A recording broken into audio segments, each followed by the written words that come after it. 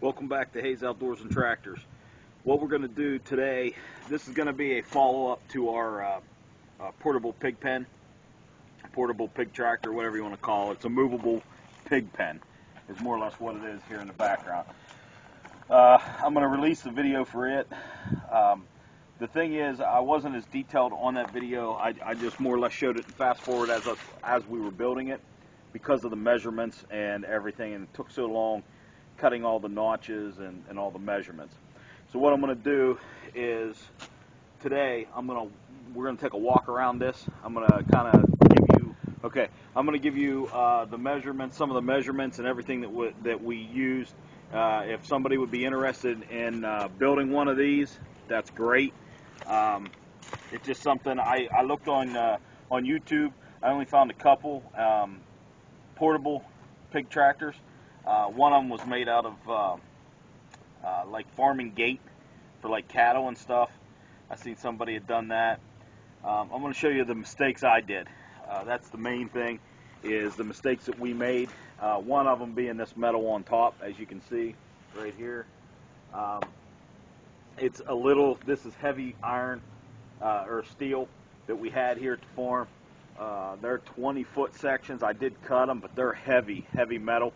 And they're making the 2x4s, because they're a 16-foot spread between them, and there's no support in the middle. It's starting to make them bow. So what I'm going to do is I'm going to remove them, and I'm going to go to Home Depot or Lowe's or one of the box stores or something like that, and I'm just going to get the plastic corrugated, and put on top across.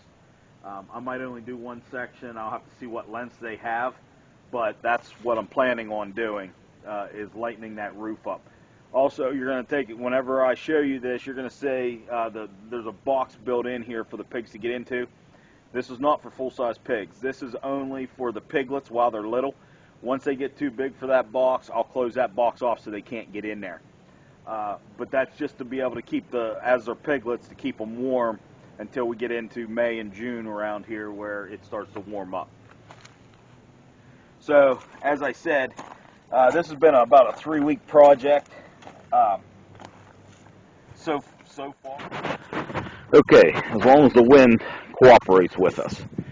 So this is the pig tractor, and as you can see, way back in there, I built, I don't know, with the shade, if you can see it, there's a box. The opening is right there. It's just a small opening right there, and then this is all solid. It's like a triangle.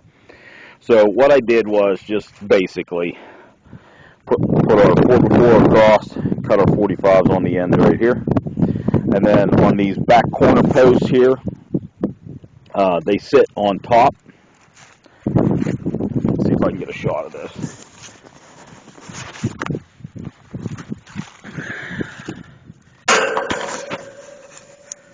There you go.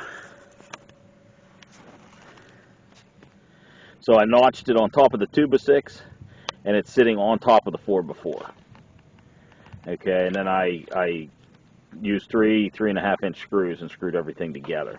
And then what we did was, I notched the 2x6, that's 2x6 right there.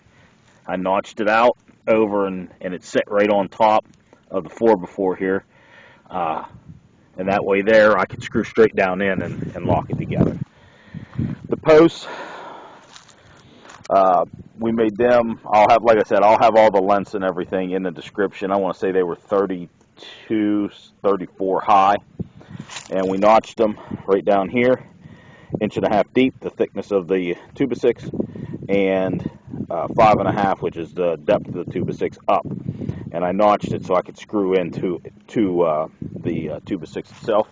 2x4, I did the same thing.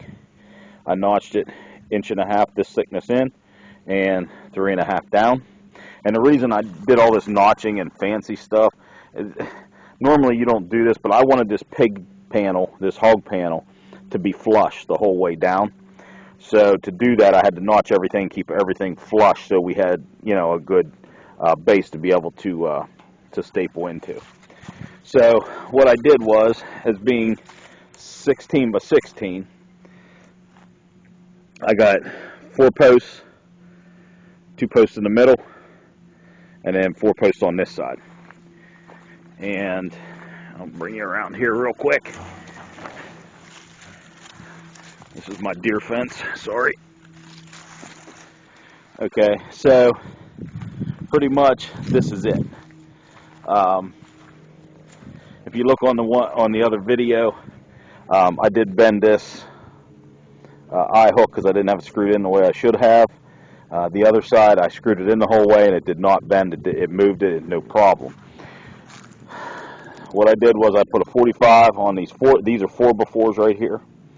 So I screwed in one to each corner right there. As you can see, I cut out from my gate. I just got to frame this, and I put a 4x4 back there. Now up here, we just wanted to have a way to be able to get the pigs out once they're grown, to be able to take them to the slaughterhouse. So I had a 6x6 post here at home, just laying around. So what I did was I notched it, same as I did all the other ones. Right here, I notched it 3.5 in and 3.5 down. Screwed it in, toe-nailed it in, and then put the hog panel on it. And I wanted something that was, and it's pretty firm, to give me something for my gate to be able to swing on. So I'm going to attach the hinges and just a 2x4 frame, and then I have the hog panel right here, the piece that I cut out. It's leaning here. And I'm just going to put it on there, and then we're going to put a double latch, one at the top, one at the bottom, heavy latches, and I might even put one in the middle so they can't push against it. So just basically that's all I did. When we pulled this with my truck, nothing shifted, nothing moved, and that was prior to putting these 4x4 corner posts in. I was really worried that it was going to shift corner to corner, even with the pig pen built in and built on top of the skids. Okay, nothing really shifted. The only problems that we made, the mistakes that I've made, is either I should have used 2x6s on edge here, or I should have put a runner down the middle with supports under here, because that metal, and using that metal, was too heavy for it to be portable. It's just what I had. I tried it, and it's been up here for 2 weeks, and you can see right here where it's level here and it's high here, so it's bowing in the middle here. So that metal's got to come off. We got to readjust that, put some plastic on there. The only other problem we had with this is the 2x6 going across the bottom. I should have kept it up off the ground about a 1/2 inch, because it wants to bow in the middle because it's dragging. The back the same way. Now I think the back, if you get the front up, I don't think the back would drag as much. But you're only moving at 16 feet, and it's not like... So my fix for this is going to be, I'm going to go get 2 boat wheels with the cranks that you just crank on like a boat trailer, and I'm going to put one here and one over there. And I can raise it up 2-3 inches, not high enough that the pigs can get under, but just 2 or 3 inches, and that'll raise this whole front, and it'll kind of shift that back like this, and then I'll be able to pull it, and it'll just run on those 2 wheels. And you're only moving it, like I said, 16 feet, and then you just come back and just unscrew the wheels, drop it back down.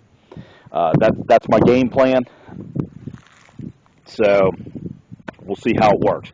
But if it gives somebody else an idea of how to do it, it's just something I did. I just come up with it in my head. I was hoping that I could get the fencing. I really like those the cattle fencing bolted together, and they put boat tires or boat cranks with the plastic wheels for the boat trailers or regular trailers.